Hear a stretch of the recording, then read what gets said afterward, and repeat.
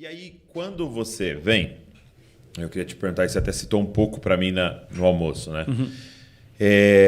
Você começa então você ouve uma palavra profética como essa, né? Deus vai te usar na música e você então começa a se envolver com música, né? Agora a partir das experiências tendo com Deus, escrever, a pensar em gravar e tal. E aí você começa a acessar os bastidores de tudo isso. Como é que foi para você quando você começou a ver um pouco do que tinha ali nos bastidores que talvez te desiludia? Como é que foi para você assim, navegar tudo isso e estar aqui? Olha, não me escandalizou tanto, mesmo porque quando agora eu me entrego para Cristo, era uma coisa muito underground ainda. Tá.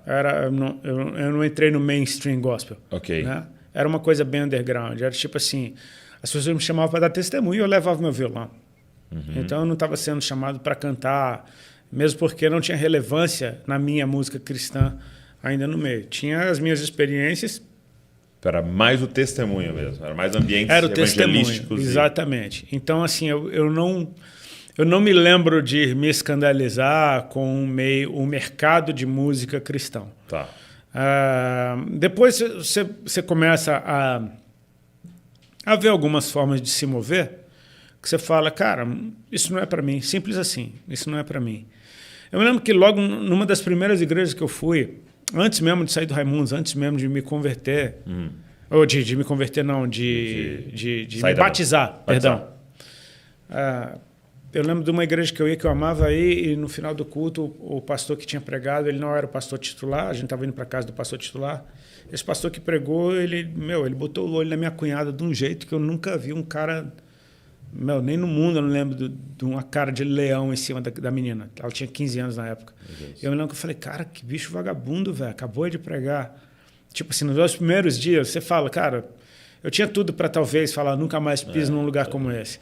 Só que o que acontece, minha experiência foi com Jesus e em casa. Então, eu não estava mais nem aí se todo mundo vacilasse do meu lado, entendeu? Eu tive uma experiência eu com ele. Não teve ninguém no meio do caminho. Então, assim, eu não teria desculpa para dar para o Senhor, para abandoná-lo por causa de outra pessoa que não tem nada a ver com a equação. Entendi. Então, assim... E mesmo porque... as pessoas têm a tendência de exagerar muito sobre o mercado cristão de música, como se ele fosse o próprio Satanás. E, cara, o mercado fora da igreja é muito pior. Então, eu vim do ambiente que, era bizarro. Então, assim, a forma de lidar... Às vezes, eu vejo situações, por exemplo, na época da banda, quando o cara fechava um show, ele pagava 50% do cachê. Os outros 50% é no dia do show. Tá. Só que existia uma coisa, porque assim, é padrão. Cara, se você não receber 50% antes de tocar, você nunca mais vai receber ele. Tá. Você não sobe para tocar. Exatamente. Então, você não sobe para tocar enquanto não receber o dinheiro. O brasileiro não compra ingresso com antecedência. É só em cima da hora. Então, você chegava no hotel, o show estava marcado para as 10 horas, você dormia e acordava 2h30 da manhã com o telefonema tocando. Vamos? Por quê? Porque a galera ficava bebendo na frente do show e não entrava. Enquanto não entrava, não tinha dinheiro para pagar a banda. Então não tem como a banda ir. A banda não sai do hotel enquanto o cachê não tiver pago o resto. Então tem que esperar o povo entrar para ter dinheiro para pagar a banda para subir. Cara, isso não acontece de jeito nenhum no meio cristão, pelo menos do que eu tenho conhecido. Então, assim, eu não vou exagerar dizer que o sistema do mercado cristão hoje é o Satanás, porque eu vim de um ambiente onde era sangue nos olhos. Você vê gente chorando. Tipo, as histórias que a gente ouve eram as coisas mais loucas do mundo. E você, como banda, você nem sabe do que está acontecendo. Que é o outro que está lidando lá com isso. Você está dormindo no hotel e, de repente, bora que a van está passando aí para te pegar. Você tem que acordar no melhor sono da sua vida para ir cantar. Várias vezes eu fui chorando quase. Tipo, eu não queria acordar de jeito nenhum. Tava bom. Mas você vai. Então, assim, sinceramente, o meio cristão de música... O que me chocava era, muitas vezes, a falta de temor. Eu acho que isso me chocava um pouco. No sentido de, cara, não é para Deus você estar fazendo isso daqui, né? Não tem como ser, se a preocupação está tão em outra coisa, Você fala, tem alguma coisa muito bizarra. Mas às vezes é muito comum a gente acostumar. Esse é um grande perigo, né? Com o circuito, acostumar com o ritmo, com a própria liturgia.